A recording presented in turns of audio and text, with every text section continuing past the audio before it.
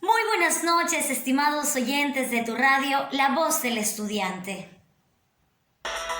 Radio La Voz del Estudiante 32.1 FM. Hoy vamos a tratar un tema muy importante que es la reactivación judicial después de la emergencia sanitaria. La pandemia del coronavirus COVID-19 es la crisis de salud global que define nuestro tiempo y el mayor desafío que hemos enfrentado desde la Segunda Guerra Mundial.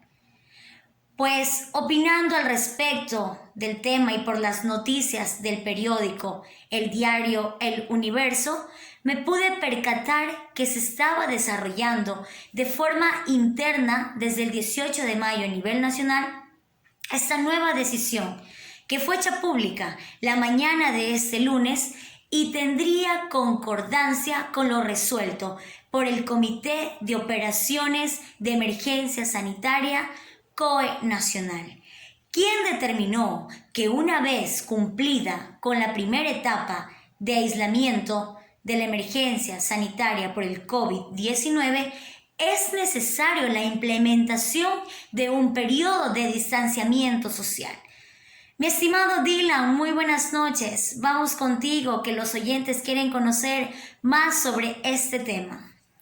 ¿Qué tal, Selena? Buenas noches. Sí, me parece muy necesario que se retomen moderadamente las actividades judiciales, pero también hay que tomar en cuenta la disponibilidad de las que forman parte de estas actividades judiciales por la emergencia sanitaria.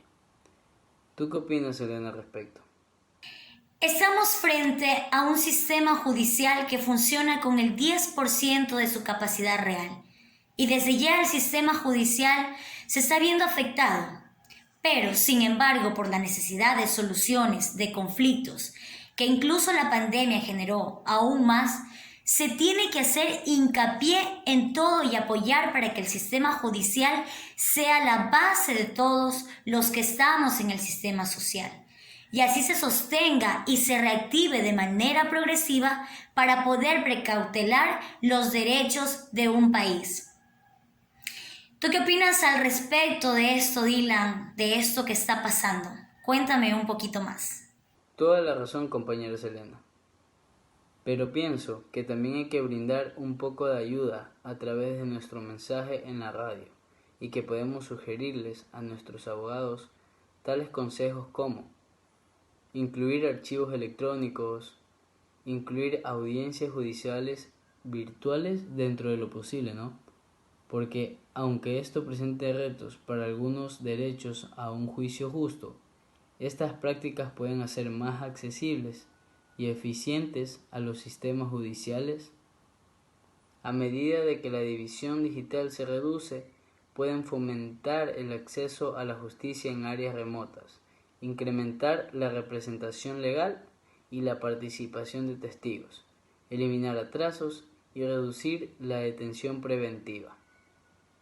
También la Corte Constitucional, el máximo organismo de la Administración de Justicia en materia constitucional del Ecuador, con fecha del 19 de marzo del 2020, procedió a emitir el dictamen de constitucionalidad sobre el decreto número 1017, recalcando que deberá precautelarse el uso de los medios tecnológicos para monitorear el cumplimiento de las restricciones de los derechos fundamentales para evitar sus abusos.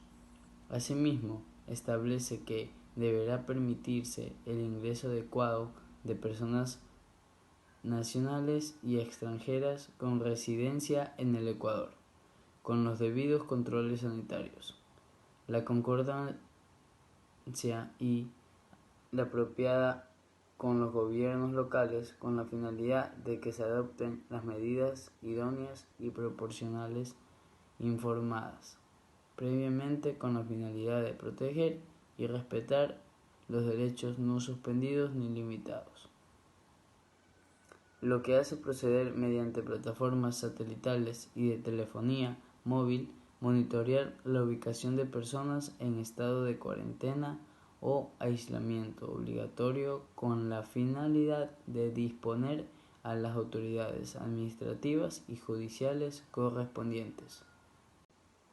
Después de todas las opciones que te mencioné, que pueden ser tomadas como consejos, ¿sabes algo sobre la decisión que ha tomado el gobierno o el mismo presidente de la República acerca de esta emergencia? Te cuento, Dylan, que según mi investigación, el presidente Lenín Moreno dictó un decreto ejecutivo por el cual declaró el estado de emergencia en respuesta al COVID-19. Luego el Consejo de la Judicatura cerró la mayoría de sus unidades judiciales, salvo aquellas que se ocupan de cuestiones de flagrancia en materia de justicia penal, violencia doméstica, tránsito y delincuencia juvenil. Los tribunales que sigan trabajando en estas áreas también conocerán los pedidos de habeas corpus interpuestos en nombre de personas detenidas. Dylan, y hablando un poquito más de esto, las personas detenidas, ¿cómo viven los reclusos la realidad de esta pandemia en las cárceles del Ecuador? Te cuento, Selena, que el Servicio de Rehabilitación SNAI detalla que en las cárceles se han contagiado 699 personas desde el inicio de la pandemia. 10 han sido reclusos que han muerto con coronavirus confirmado y otros 11 con sospecha. Pero con los recuperados actualmente quedan 618 afectados, siendo un total de 337.700 personas que conforman la sociedad penitenciaria.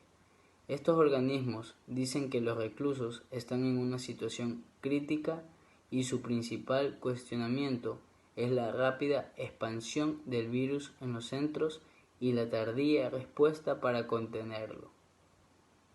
¿Qué opinas tú, Selena, acerca de lo que te comenté y qué sabes sobre también las mujeres en la cárcel? Claro que sí, Dylan, dándote mi opinión sobre esto, pues según las fuentes del diario El Correo, la máxima autoridad del centro penitenciario deberá proveer y entregar mascarillas y desinfectantes, para lo cual coordinará la dotación con instituciones, ya sean públicas y privadas, que le permitirán prevenir la propagación del COVID-19. Ya que subrayan la falta de recursos económicos para atender a los presos como otro factor que empeora su situación. Comentan que no hay presupuesto asignado específicamente para la emergencia sanitaria. Y en algunos pabellones de mujeres se ha pintado, por ejemplo, señales de distanciamiento social en las zonas comunes, como los patios. La intención es prevenir el contagio del COVID-19. Los países se encuentran en una carrera contra la propagación de la enfermedad, haciendo pruebas, dando tratamiento a los pacientes, rastreando lo que tuvieron contacto, limitando los viajes, poniendo en cuarentena a los ciudadanos y cancelando grandes reuniones como los eventos deportivos, los conciertos y las escuelas. La pandemia se está moviendo como una ola, una que aún puede romper sobre los sistemas y las personas menos capaces de hacerle frente.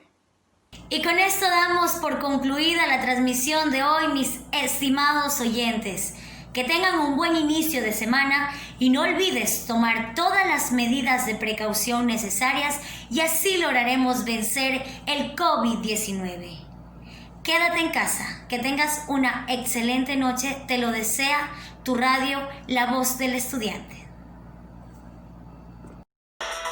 Radio La Voz del Estudiante 32.1 FM.